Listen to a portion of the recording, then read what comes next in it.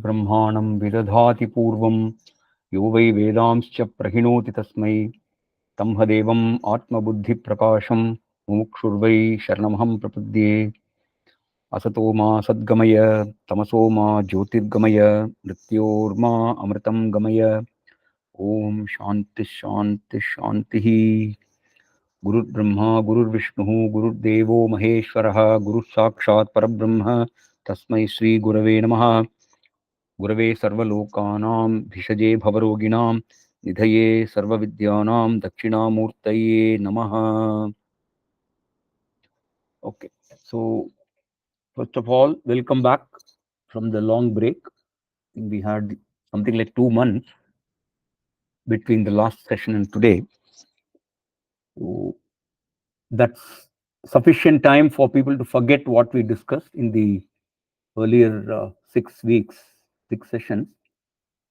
I'd like to first of all start from where we left and find out if there are questions that the people here may want to discuss, because for me it is important to know whether I should revisit some of the concepts that we have already covered, or should we move on to some other related topics and expand on what we have already discussed.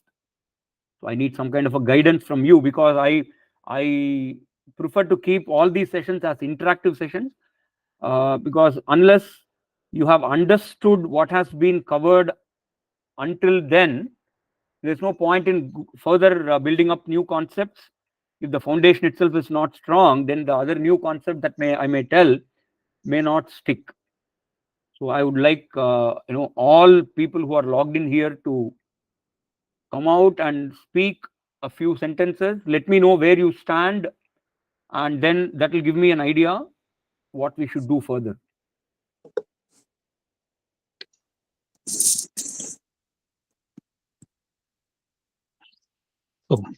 If everybody is okay, should we just revise the concepts once? Okay, that's a good Yes, idea. I agree. Yeah. And what was Sridhar like to say? He was saying something, Sridhar, sir? Hi. The last, I think I also spoke to you on this. The last I remember, right? So is on the principles or the characteristics of consciousness that we talked about. I think the next session was all about how the Panchabhutas are formed, which anyway for me was a little too theoretical from the point of a practical implementation point of view. It's fine if we can do a short recap on the consciousness characteristics part, and then from there move on. But others also have, a recap of all the concepts probably takes another 2 sessions, right? So, not necessarily. Maybe we can spend this entire session on covering all the previous 6 weeks. Okay. Very briefly, I'll not go as elaborately as I did in those 6 weeks, but just at least I will keep mentioning what all things we spoke about, and when there are questions on a particular topic, we can go a little deeper. What is important to know is that all these sessions and discussions that we have, these are more like a very structured and systematic set of learnings, and one concept is connected to the other concept, and they all connect together to give a big picture. And so it is very important that everybody understands all the pieces of concept that we have discussed and covered so far. So any doubts, any kind of questions is most welcome, because that tells me what has not been understood and what has not been explained clearly, and I'll try to go through and explain once again, probably a little more intelligible way. So basically what we did in the earlier 6 sessions is we started with the body and the individual that we are all familiar with. Instead of talking about something which is unknown, even when you are trying to learn something about the unknown, it is better to start from the known and travel step by step to the unknown. Okay, so everybody is aware of their own body and their own self, and their own experiences. So we start from there. And so we started describing what the individual is all about. So we said that the individual is a combination of matter and consciousness. And then at the very beginning, I said that there are 5 axioms or 5 key sentences you must remember about consciousness. Consciousness is not a part, product, or property of matter or body. Consciousness is an independent entity that pervades and enlivens the body. Then consciousness is not limited by the boundaries of the body. Consciousness extends beyond the boundaries of the body, and consciousness continues to exist even after the fall of body or destruction of matter. And that consciousness which continues to exist after the fall of the body is not available for transaction, not because it is non-existent, but because it lacks an instrument to interact. So that was quickly the 5 sentences or 6 sentences that I wanted everybody to write down. And so this is something that you should remember. So the modern science takes a view that consciousness is a product of matter. So the scientists who deal in neuroscience and conscious theory and all that, they are pursuing research in the direction. They say that brain produces consciousness. So they talk about electric signals and chemical interactions, and there is an electrochemical phenomenon happening in the brain that produces consciousness. That is something we completely disagree with, and we say that consciousness is independent of matter. And in fact, we finally say that matter is a manifestation of consciousness. Instead of the scientific view, we completely turn upside down and say, while modern science tries to prove that consciousness is produced by matter, we from Vedantic angle say that matter is actually an apparent phenomenon that appears to exist, but which is primarily consciousness. Okay, so that is the stand Vedanta takes. And because it is very difficult to talk directly about consciousness, we take a slightly indirect route. We describe the body, we divide the body into 3 shariras or 5 koshas. So we talk about the sthula shariram or the gross body. We talked about the sukshma shariram or the subtle body, and then we talked about the causal body or the karana shariram. And then we said that these 3 sharirams can in turn be further refined into 5 koshas. So we said there is a annamaya kosha, which is nothing but the sthula shariram, and then the pranamaya, manomaya, vijnanamaya, 3 koshas, which together constitute the sukshma shariram or subtle body, and then the anandamaya kosha, which is the karana shariram. So the 3 shariras we expanded to 5 koshas, and then we introduced the idea that all these 3 sharirams or 5 koshas can be objectified. That's a very important concept to keep in mind, because ultimately the proof for a consciousness that is separate from and independent of the body is to be realized only by this objectification principle. So anything that you objectify is not you. And since you can objectify all the 5 koshas and all the 3 shariras, you are not any of these 3 or 5. And so there is a witness that is able to see and objectify all these 5. And so that witness is the consciousness. And then we also said that the subject cannot objectify itself. And I think I gave a couple of examples. The tip of the finger can touch everything, but no, the tip of the finger itself cannot touch itself. Did I say anything like that in the previous 6 sessions? I probably don't. I don't remember saying that. I probably didn't say that. Can anybody recall? Did I mention this example? Subhashini ma'am, can you speak up? Yes, sir. But I am not sure if I heard that in Bhagavad Gita or here. But yes, you did. Okay, then I should ask the moderators, maybe Manjari ji or one of the Adhyatmavari group people can confirm if you heard me say this, because this is a very common example that we give in Advaitam. The eyes cannot see themselves. Okay, the eyes can see everything around you, including the parts of the body, but the eyes cannot directly see themselves. Okay, that is one example we give. Then we say that the tip of the finger, you can touch everything around you with the tip of the finger, but you can't touch that tip of the finger with that tip of the finger by itself. So the subject cannot objectify itself. That is the idea. So you cannot see your true nature, your Atma, which is the consciousness. You cannot see it. You cannot see it like you see the wall in front of you or the table in front of you. You can only negate everything that you have objectified, and the negator is the self. That is the Upanishadic Vakyam. There is a Brihadaranyaka Upanishad where there is a Vakyam which says Neti Neti. Neti Neti is na iti na iti. That means anything that you see is not you. So you negate everything around you, and whatever is left after negating everything is you. The negator is the Atma. So that is the nature of consciousness. So it is extremely difficult for an untrained student to really understand when the guru says you are Brahman. The student can easily mistake that the you stands for the body or the mind or something else.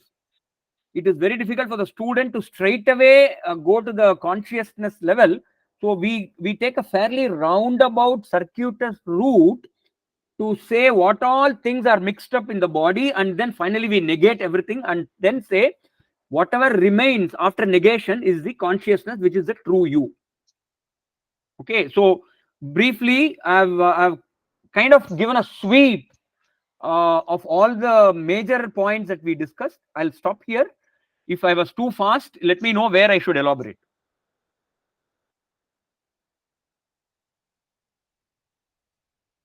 Was that too fast, too rapid?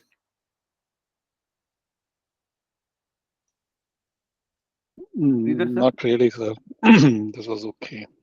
Okay.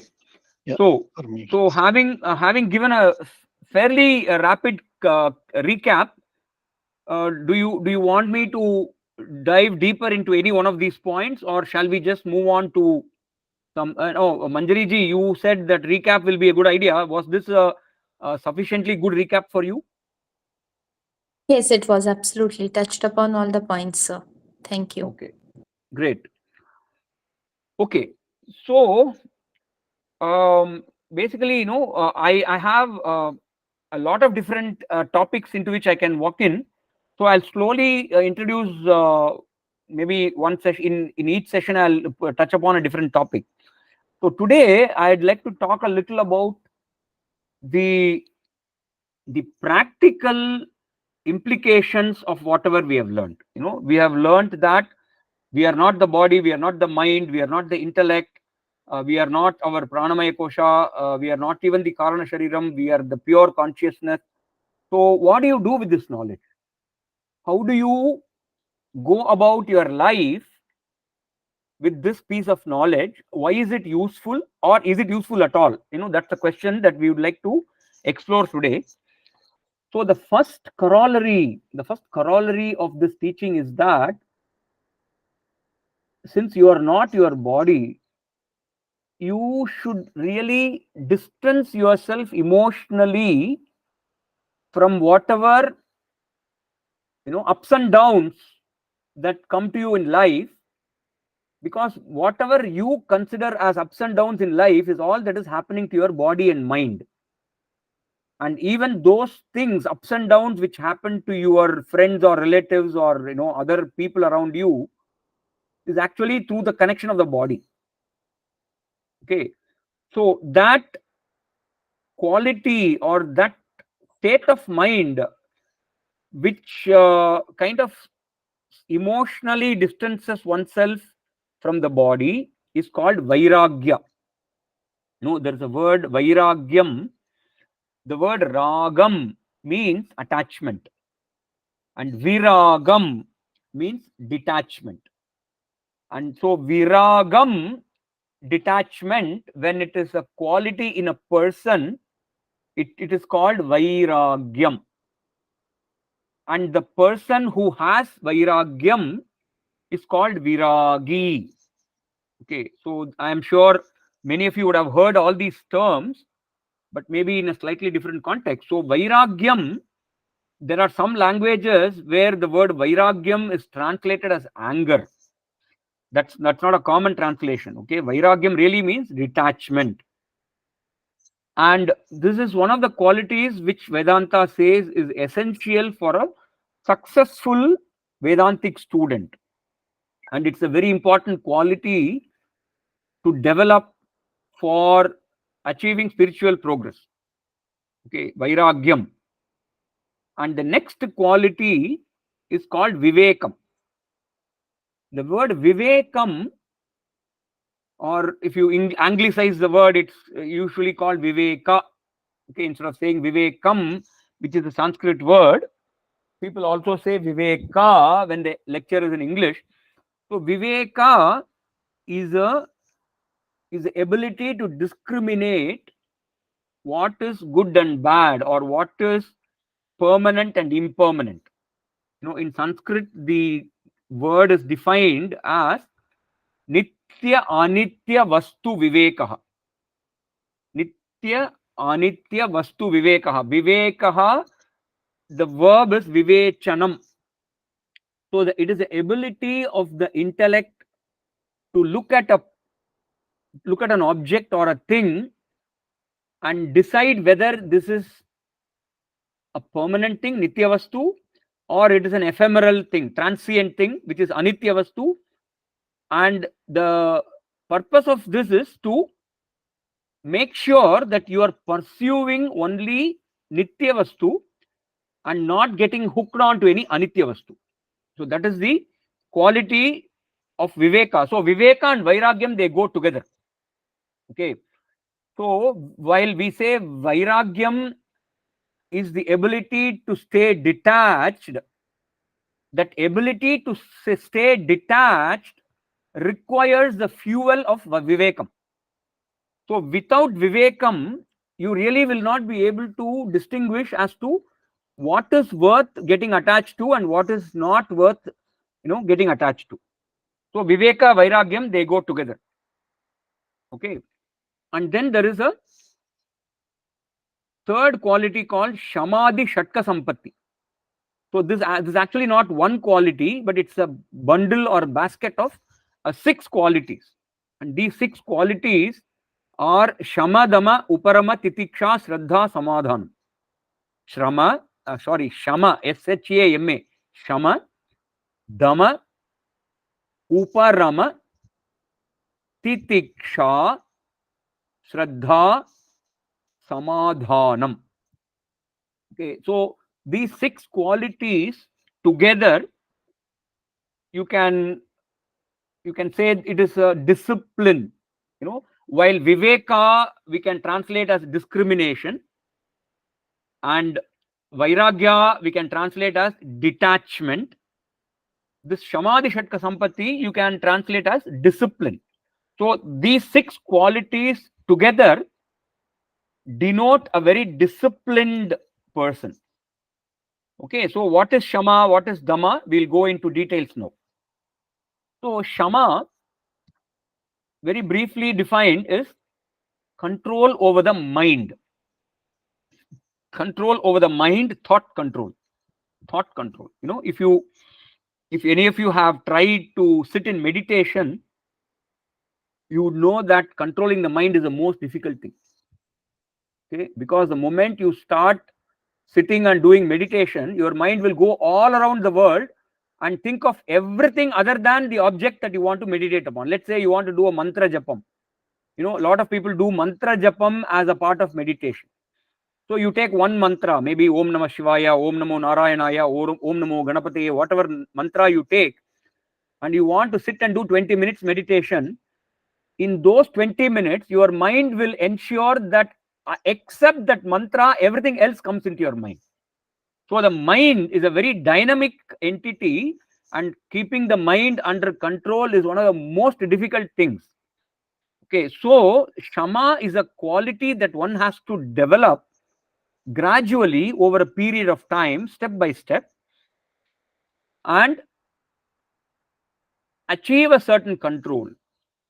In this connection, in Bhagavad Gita there is a chapter 6 where Dhyana Yoga is, the whole chapter is called Dhyana Yoga, and there Krishna describes in 32 shlokas how to perform dhyanam, what are the benefits of dhyanam and all that. Okay, that part that we'll forget. Then at the end of it, Arjuna asks a question: hey Krishna, this is all fine, you have given me a very good roadmap on how to do dhyanam or meditation, but what I am finding is that it is extremely difficult for me to sit and control my mind.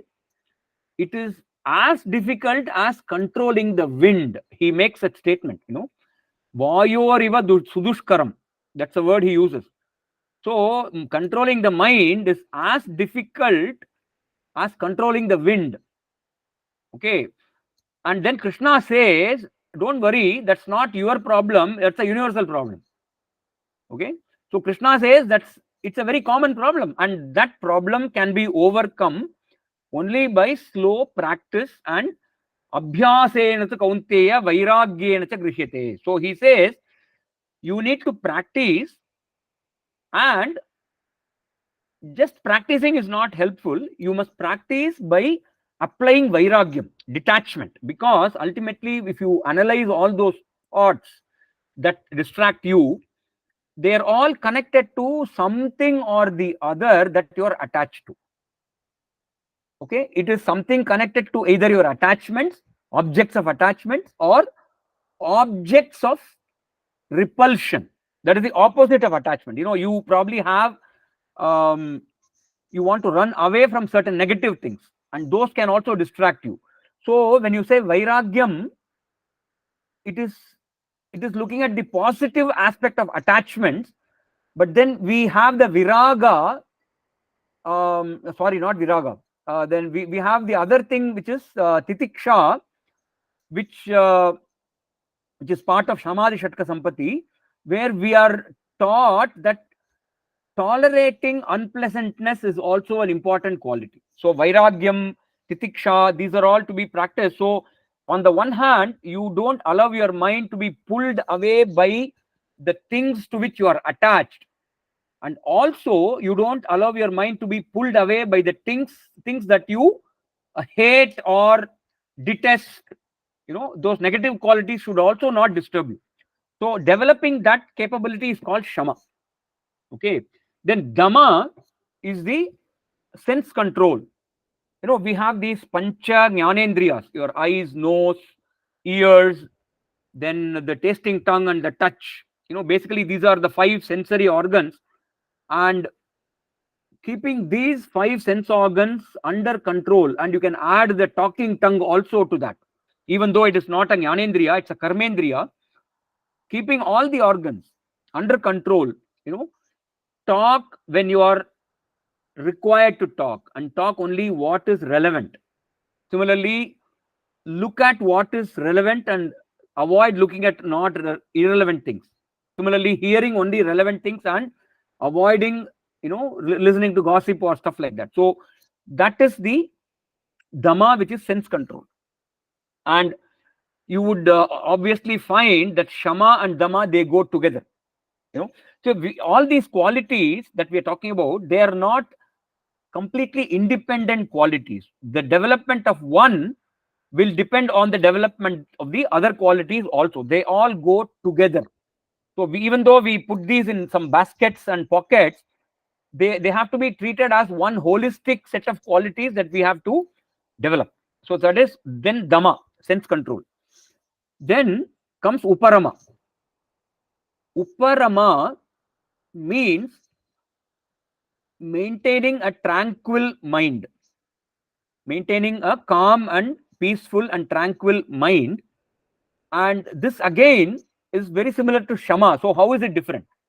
So what we say is shama is to calm down an agitated or disturbed mind, whereas uparama is to maintain the tranquilized mind in the peaceful, quiet, tranquil state. So it's a very slight difference. In one, you bring the mind down to a peaceful state. In the other, you maintain it in the same peaceful state. That is Uparama. So this is also a part of your mind control.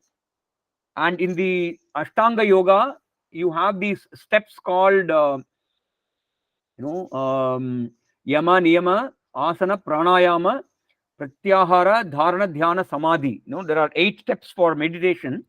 So in that, one of the steps is to withdraw your sense organs from the external world. That is Pratyahara. And then Dharana. Dharana means maintaining that state of controlled sense organs and controlled mind. Similarly, Uparama is that equivalent of Dharana. The Dharana of Ashtanga Yoga is the Uparama of the Shamadhi Shatka Sampatti. Okay, so Uparama. Then Titiksha. Now, Titiksha has different aspects. Broadly speaking, Titiksha can be defined as patience, forbearance, tolerance, and similar such perseverance. And perseverance is probably not the exact relevant here, but it is something like the ability to withstand hardship and continue without showing much reaction. That is Titiksha. Okay, and so there we talk about tolerating present hardships, tolerating present hardship, that is hardship that you are experiencing in the present moment. That is one form of Titiksha. Then there is another form of Titiksha where you are expecting something to happen in the future, but whatever you are expecting is not happening, and because of that you develop impatience. So that avoidance of impatience is also a Titiksha. So these are all again qualities of the mind, and these are all, if you look at it deeply, these are all qualities that eventually cause the distraction of the mind. Okay, when you want to sit in meditation and keep your mind calm, these are the factors that can cause disturbance to your thought process and drag you away from your calmness or meditation practice. So that is Titiksha. Then Shraddha. The next quality is Shraddha. Shraddha can be translated as faith. Okay, but the faith that we talk about here is a very positive quality. It is not blind faith that the Western rationalists condemn. In the Western rationalist world, faith is a bad word, but whereas in Shastras, Shraddha is much more than faith itself. In faith, in the Western definition of faith, you don't know what is going to come, and you kind of blindly follow a person. There is a chance that you may be taken for a ride.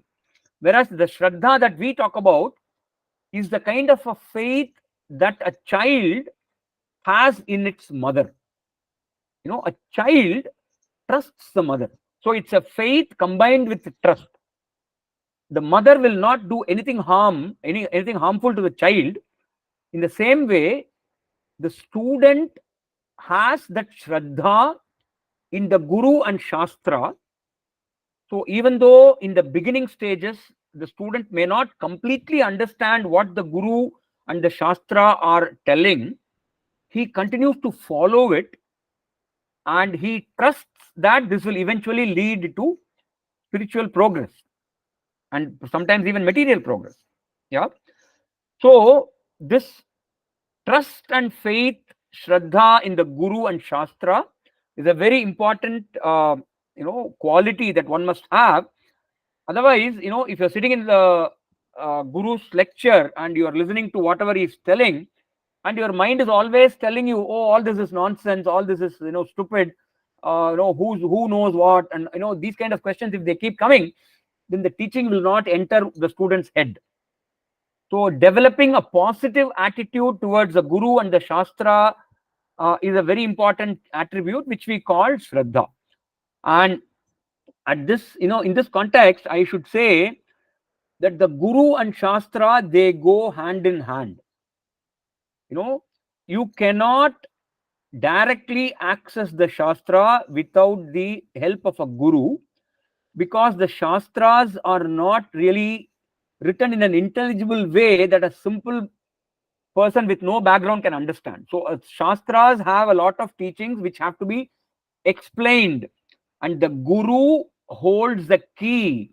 Today we talk about encryption. In encryption, the message looks very garbled, and to understand the encrypted message, one has to have the key to decrypt it. So the Shastras come as an encrypted message, and the Guru is the person having the key to decrypt the message. So the Guru and Shastra have to be together, and anybody who teaches something other than the Shastras is not a Guru. So that also is valid. Guru is one who teaches exactly what is there in the Shastra. If the Guru teaches his own concepts and fantasies and his own imaginary teachings, he's not a Guru. So in our tradition, a traditional Guru alone is accepted as a Guru. We don't accept self-taught gurus. We always look for a Guru who comes from a particular parampara. So the traditional Acharya is key, and the Shraddha is, Shraddha is directed at the traditional Acharya. Somebody who has a Guru, and that Guru must have had a Guru, and go on and so on and on. You have this shlokam.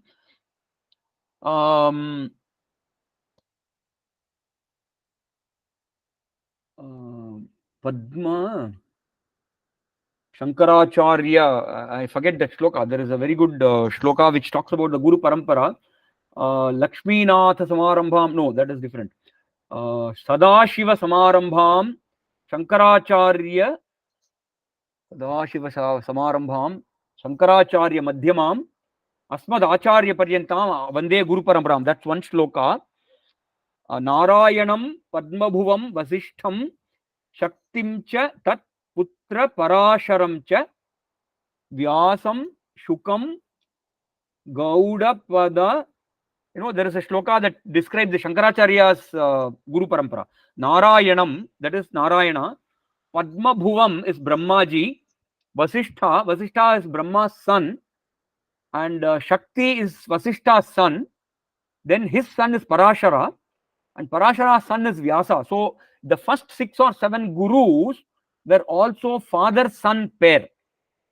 Okay, Narayana's son is Brahma, Brahma's son is Vasishtha, Vasishtha's son is Shakti, Shakti's son is Parashara, Parashara's son is Vyasa, and then straight away we jump to Gaudapada. Gaudapada Acharya is Shankaracharya's guru's guru, and then Govinda Bhagavad Pada is Shankaracharya's guru, and then we have Shankaracharya, and then we have Sureshwaracharya, Totakacharya. You have a lot of direct disciples of Shankara. So we talk about a certain Guru Parampara in this slokam, which starts with Narayanam Padmabhuvam Vasishtham.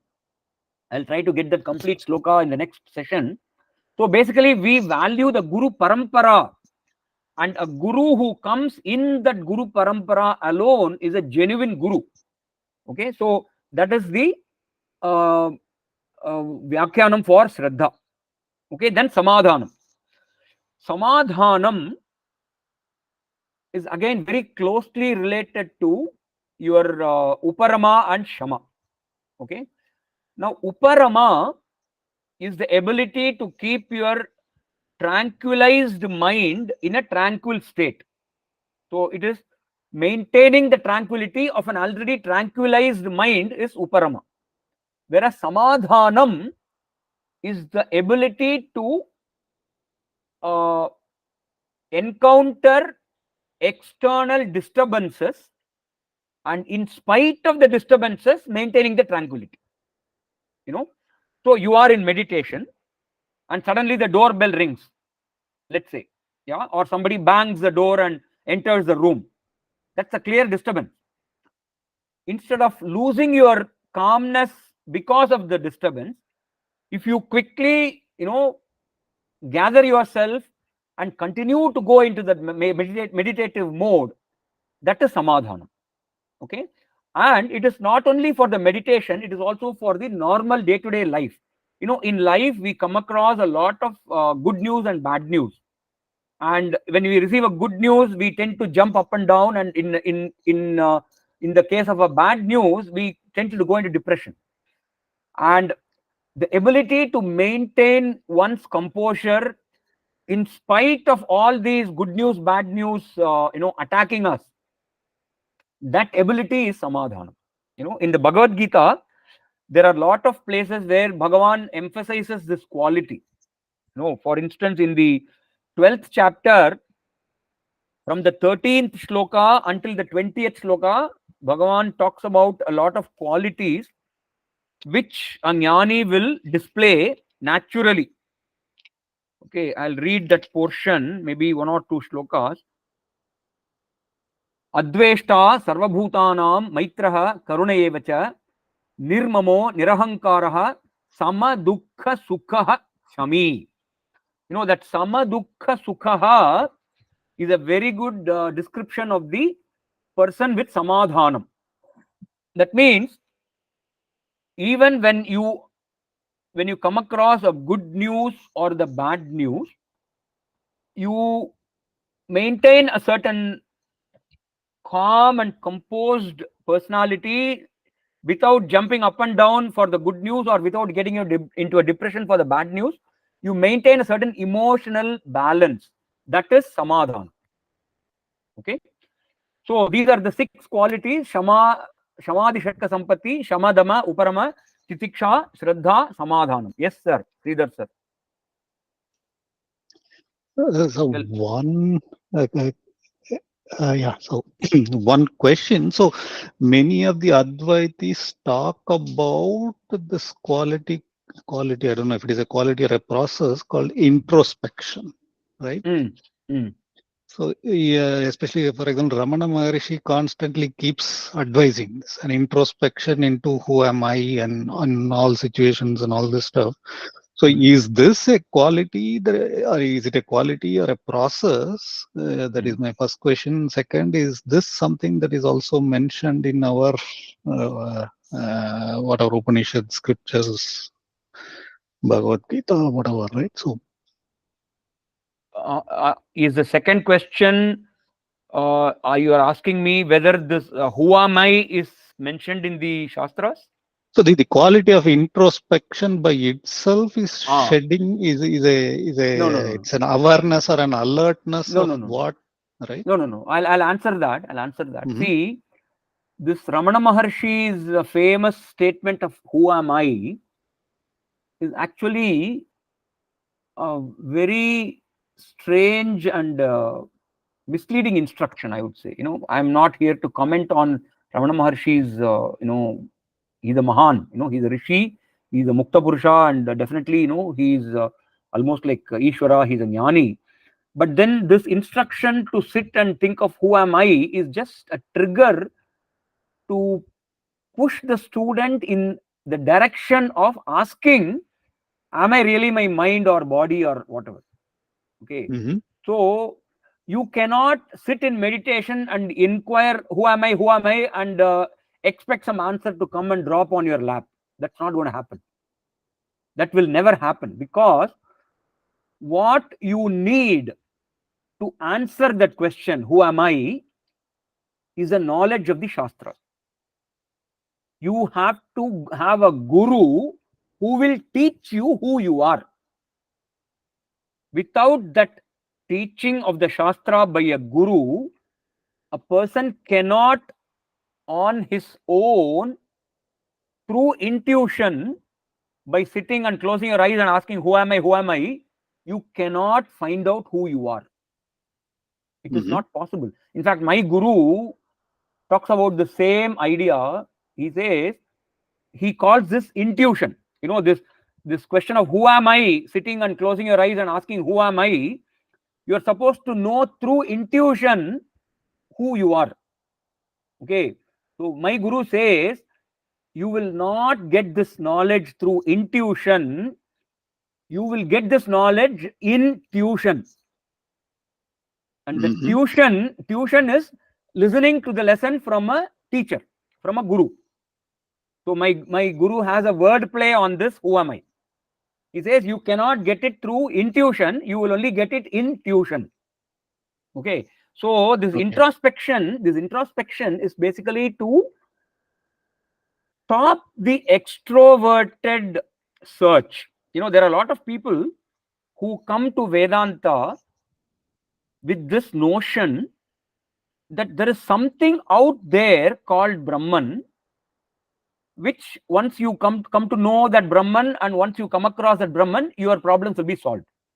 So you start looking outward. Okay. In Tamil, there is a song, Namo Prabho Ganapate Paripurana Valvarul Vaye. Okay. In that, there is one stanza that says, Tedi Tedi Yengo Odigindrar Unnai Tedi Kandukollalame, Manadil Tedi Kandukollalame. That translation is, people are looking for Ganapati outside. They are going from temple to temple, tree to tree, looking for the true Ganapati to show in front of us. But the true Ganapati is sitting inside you. And you search inside you, that Ganapati you will find. Okay. So this idea that there is some Brahman somewhere out there, by reaching whom we will solve all our problems, that extrovertedness has to be dropped, and you start looking inside you for the solution. That is the that is triggered by this statement, who am I? Okay. But that's only a stepping stone. That who am I question itself will not give you the answer. You have to come to the Shastra with the help of a guru and learn whatever we all learned in the last 6 weeks of discussions. That is the essential teaching, that your true nature is consciousness, and you are not your body, you are not your mind, you are not your intellect. That teaching you have to absorb into your mind, absorb that into your emotional level, and bring it out in your day-to-day activities, which is what I called in the 6th concluding session last in July. I said that is the process of nididhyasanam. Okay, so we do talk about an introspection. Okay, in the Vedanta also there is an introspection, but that introspection is a different introspection. It is the practice or exercise of shedding this attachment to body, mind, and intellect, and gradually overcoming the overcoming that automatic reaction when something happens to the body or the mind, or to our properties or relationships. That habitual reaction has to be reduced slowly, and that process, if you want to call it, you can call it introspection, but that is actually I would say an elaborate exercise in evaluating your own behavior, closely examining every single reaction that you show, studying it. Why am I doing it? How can I reduce it? How can I control it? How can I eliminate it? So that process is also a sort of introspection, but that's a different introspection. It's an introspection of your behavior, of your reactions, and of your emotional swings, and how to reduce it and bring it down to a tranquil, peaceful level. Okay, so if you call that introspection, that's introspection. Yeah, that's exactly what I was arriving at, and was also my next question. So the connection between the sensory perception and the mind is too strong, too intimate, too close, right? So when there is a perception, the mind automatically reacts. Correct. In the form of thoughts, in the form of emotions, in the form of actions, and what have you, all this stuff, Correct. right? Correct. And if you have to reach this 6 qualities like Shama, Dhamma, whatever, then we need to somehow break, or I don't know, break probably is not the right word, but escape this automated reaction chain and stand aside and watch what is happening. Exactly. So how do you do it? So if you remember, 2nd chapter of Bhagavad Gita, I'll go to the shloka.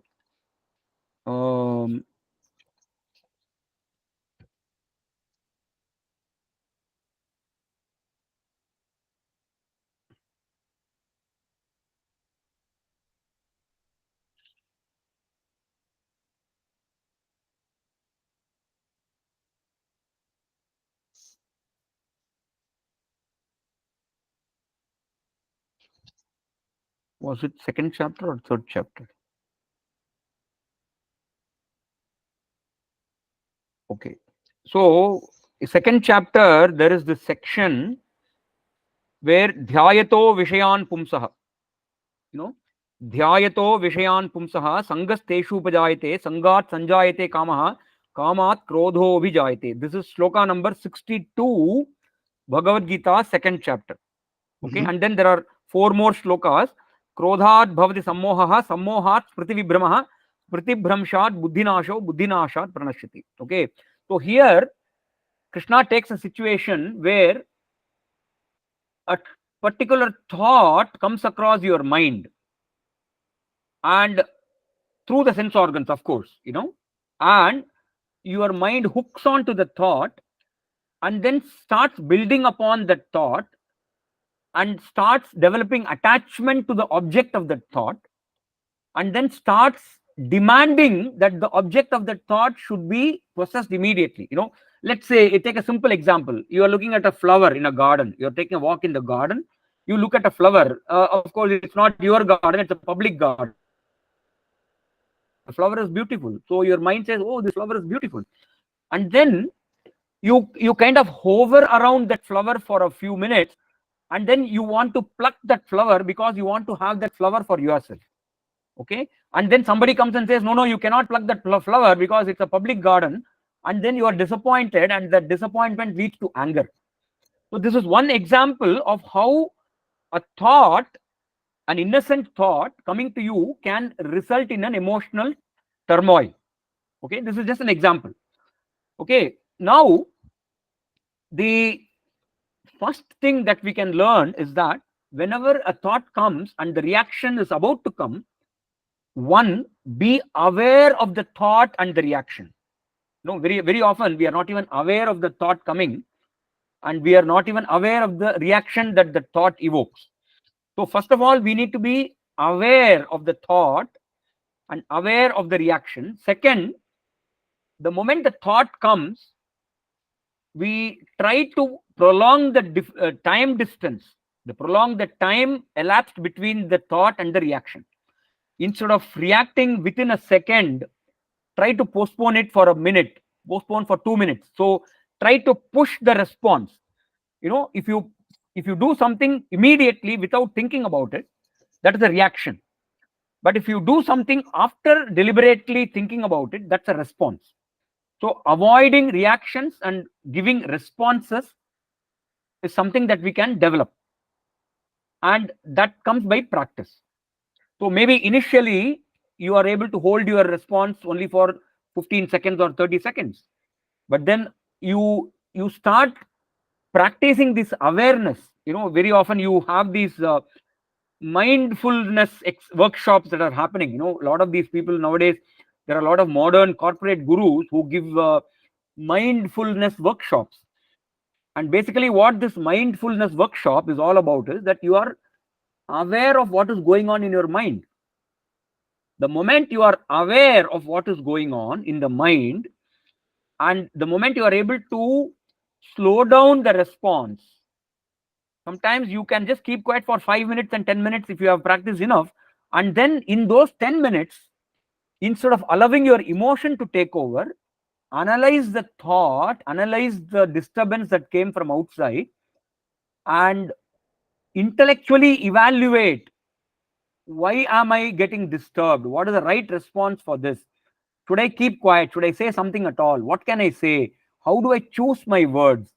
So if you work on this, then you are probably able to calibrate your response, and sometimes not give any response at all. Keep quiet and smile and move on.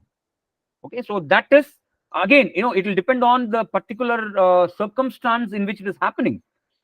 It may happen in the office, it may happen in the house, It may happen with a stranger on the road. It can happen anywhere. So depending on what is happening, where is happening, you can then decide whether you want to respond in 1 minute or 5 minutes or not at all. Does it make sense? Yeah, exactly. Yeah, right. So the process of reaching there, it yeah, I assume it takes a lot of time, right? And this is where the patience of something happening or not happening, the other qualities that you mentioned here, probably this is where these are even important. See, it is not just the qualities independently, by themselves. You have to bring this knowledge. Very often, why do we react? Go to the root cause of the reaction. What is disturbing you? You are either threatened at the body level, or you are threatened at the emotional level, or you are threatened at the intellectual level, or one of your possessions is threatened. The security of something that you possess is threatened, or the security of some relationship is threatened, or the security of some position in the society or something, some other position in some other organization is threatened. So all these are perceived as threat, and the threat is nothing but a manifestation of a certain inherent insecurity. Okay, finally it all boils down to insecurity, but that insecurity is because of the attachment to the body. The moment you bring this knowledge into play, that I am not the body, I am not my mind, I am not my intellect, and all my possessions are connected through the body. So I am not threatened. So my true identity, which is consciousness, is not threatened. If you bring that knowledge into play, your threat perception will be very greatly reduced. You will no longer treat it as an insecurity. You will no longer treat it as a threat, and you will deal with it in a calm manner. And that is the key to reducing the emotional outburst or emotional reaction. You get what I'm saying? Yeah, understood. Yeah. So this is how the knowledge that we acquired in the 6 sessions before. This is where you can apply it practically. That when you come across some disturbing setup or some kind of a even physical threat for that matter, when there is a physical threat, I'm not saying you should stay there and get beaten up or whatever. You can run. You can run to escape the physical threat. But even while you are running, you be aware that yes, it's a physical threat. I'm just protecting this body. So you objectify the body. You objectify the body as though it belongs to somebody else. It's exactly like you are walking on the road. Not in Germany. That's very unlikely to happen in Germany. Let's say you're walking on a busy road in Bombay or Bangalore or Delhi or wherever, and then you see another car or bus or auto rickshaw or whatever coming in the opposite side, very close to the pedestrians zone, and you notice that somebody walking in front of you is about to get hit. You pull that person away from the rushing vehicle, and you also move away. So in this case, you acted in a very objective way to protect the other person from the running car or vehicle, but you were very much in control of your emotions all the while. Yeah, you acted out of fear, all right, but you did something very natural and very protective without getting emotional about it. Yeah, is this example ringing a bell? Yeah. So you treat your own body like that. You treat your body as though you're protecting a third person's body, but still you move away from the physical threat. But don't get emotionally disturbed by that. That's what I'm trying to say. Because it is an emotional disturbance that can lead to other unwanted reactions. And that obviously will take a lot of practice and a lot of self training, so to say, over a period of time. But if people consciously develop that practice, it will really help them in every situation. It could be helpful in family situations, in work situations, in social situations, wherever.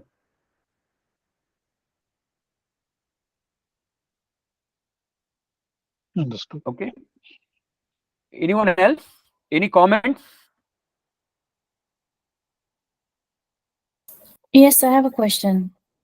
Mhm. So you talked about detachment and vairagya. So my Mhm. question is, if you were to really be detached, I know it's very Mm. difficult, but say you were, then how do you get fulfillment still from Mm. things that you do? Because to some level, you have to be emotionally involved to get some sense of fulfillment.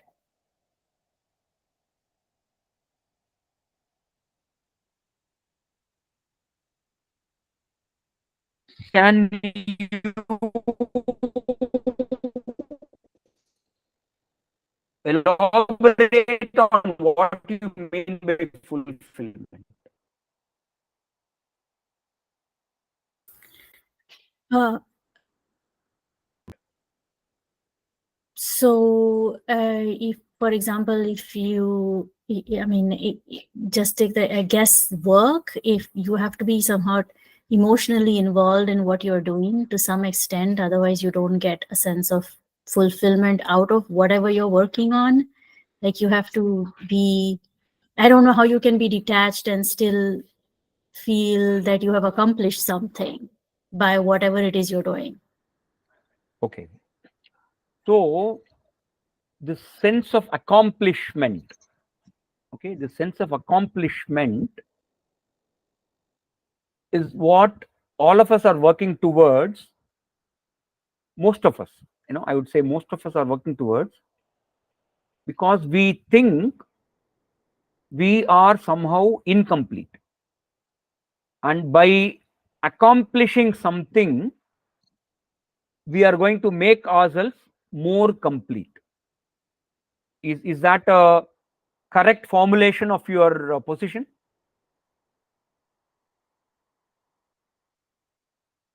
Yeah, can you please unmute? I never thought about it that way, but I guess. No, but is this explanation of mine uh, addressing your point? Uh, yes, I think so. Okay, so that is actually the fundamental problem that Vedanta is attempting to address.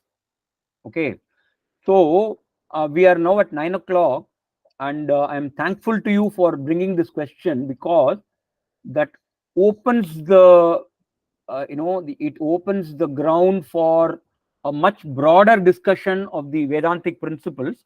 And I'd request you to repeat this exact same question at the beginning of the next session. Okay, so that the next session we can discuss this question threadbare. Could you do it, please? Yes, sure. Yeah, I can do it. Yeah, so exact same question. Let us discuss for the next session. Next session, I will have to continue one more quality that I have not yet covered, which I should have covered today. That is mukshutvam. Mumukshutvam is what is missing. This sadhana chatushtaya sampatti consists of viveka, vairagya, samadhi shatka sampatti, and mumukshutvam. So we covered the first three, and mumukshutvam is left out. So next week, what we will do is we will briefly cover mumukshutvam and then go into your questions. Yeah. So for me to do it, I would be happy if you can trigger that thought by putting that question again, so that we use that question to drive the discussion for the session next week. Is that okay? Yes, thank you. Wonderful. So I think we are more or less at the end of 1 hour. If there are any short questions that people want answered, we can do it now, or you can hold your questions for next week. write it down on a piece of paper so that you don't forget, and then we discuss it next week. Is that okay? Yeah. And yeah, I mean, those of you who may not have listened to all the 6 earlier sessions, I suggest, please, I've shared the Google Drive link in my WhatsApp chat. Please take some time to take some time to listen to the previous sessions. Vinayak, you can unmute and talk. Sorry, I was just intending to say, give a thumbs up that yes, I will have to do that before the next session. Yeah. Okay. So, as I said, every session that we have covered in the past is important to understand the following sessions. So you can't just jump into this series at some random point and try to understand everything. That's not going to work out. Yeah. So please Understood. spend some time to listen to the earlier lectures. Okay. Right. Will do. Thanks also. Right. So with your permission, I'll chant the closing prayers and we can then log off. Yeah. Right. Om Purnamadaha Purnamidam Purnat Purnamudachyate Purnasya Purnamadaya Purnameva Vasishyate Sarvesham Swastirbhavatu Sarvesham Shantirbhavatu Sarvesham Purnam Bhavatu Sarvesham Mangalam Bhavatu Sarvepi Sukhinas Santu Sarve Santu Niramayah Sarve Bhadrani Pashyantu Ma Kaschit Dukkha Bhag Bhavet. Om Shanti Shanti Shanti. Okay. Thank you so much. We'll meet next week. Namaste.